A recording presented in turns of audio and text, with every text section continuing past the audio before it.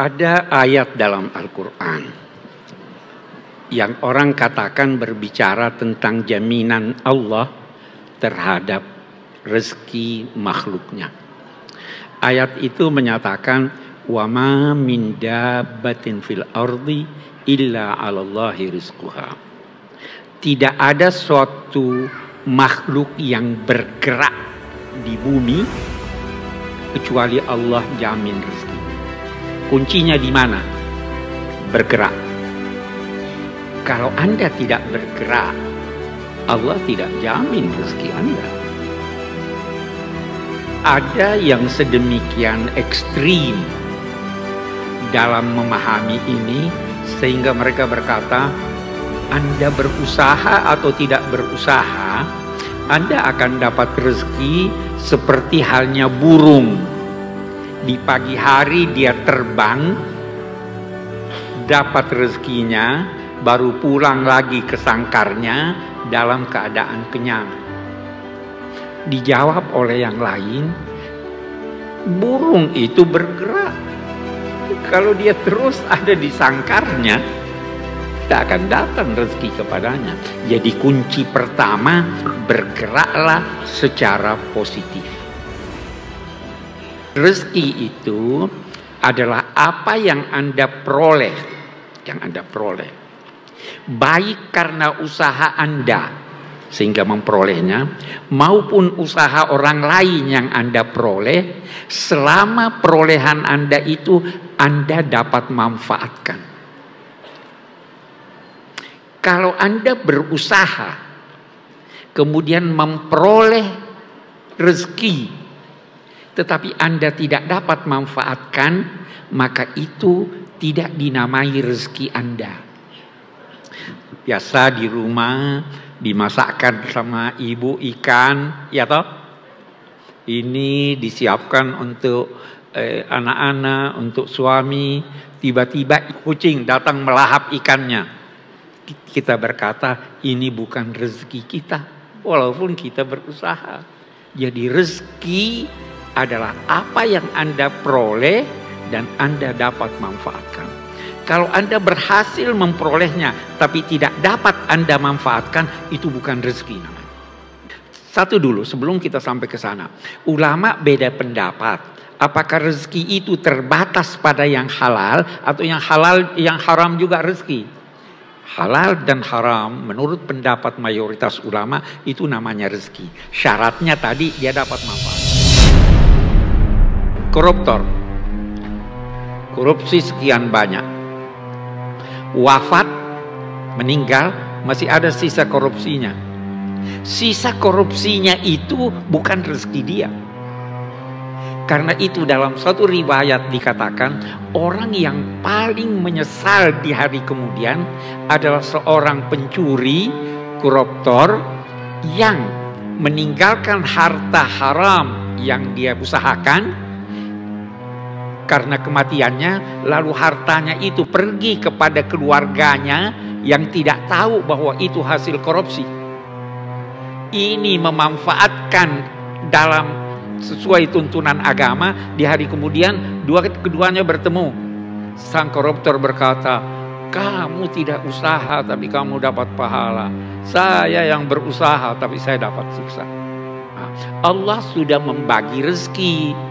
Tetapi dalam hadis dikatakan setan datang menggoda manusia sehingga berusaha memperoleh rezeki dengan cara yang tidak direstui oleh agama.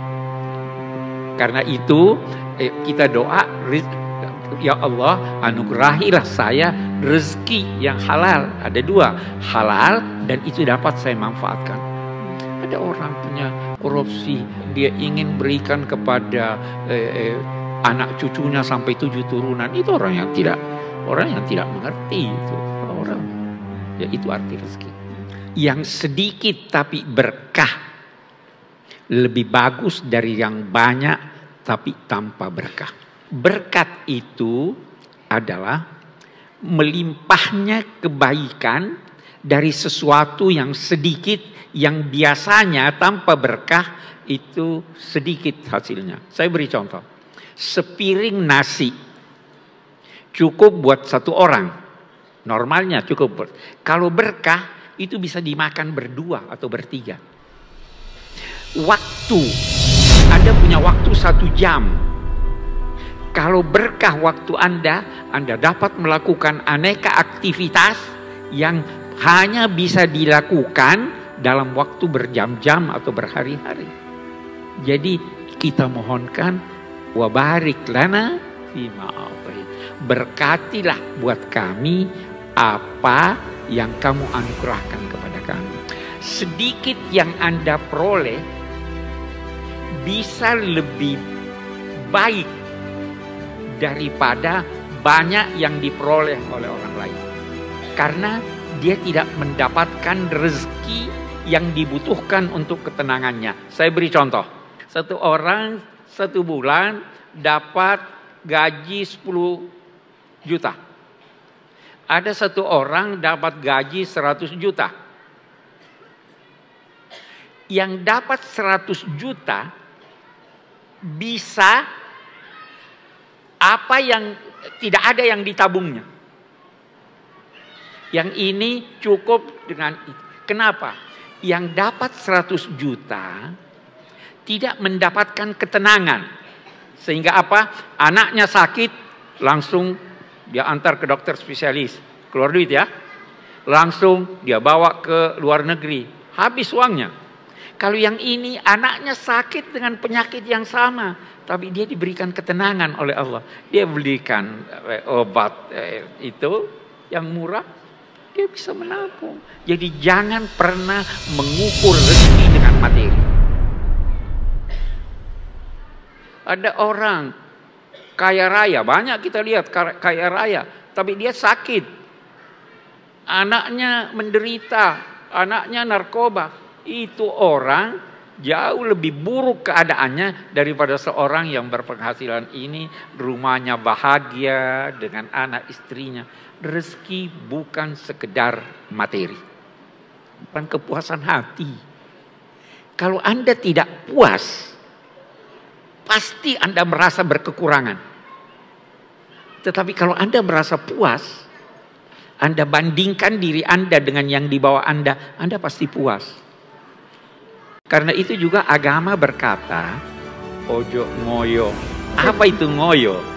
Berusaha sekuat tenaga tanpa mempertimbangkan kemampuan, tanpa mempertimbangkan waktu, tanpa mempertimbangkan tempat usaha. Ini tadi. Syukuri yang sedikit supaya Allah memberi Anda yang banyak. Boleh jadi yang Allah berikan bukan materi, yang diberikan pada Anda ketenangan batin. Itu jauh lebih mahal daripada itu soal rezeki. Wahai hambaku, ojo ngoyo. Ya kan? Kenapa?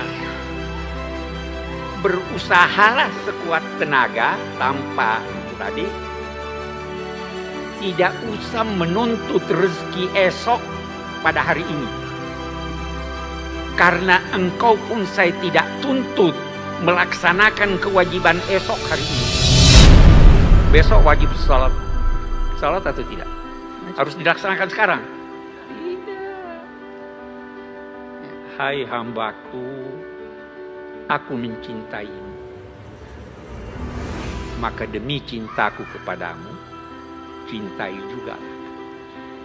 Jangan duga aku sibuk, letih dalam menciptakan alam raya ini.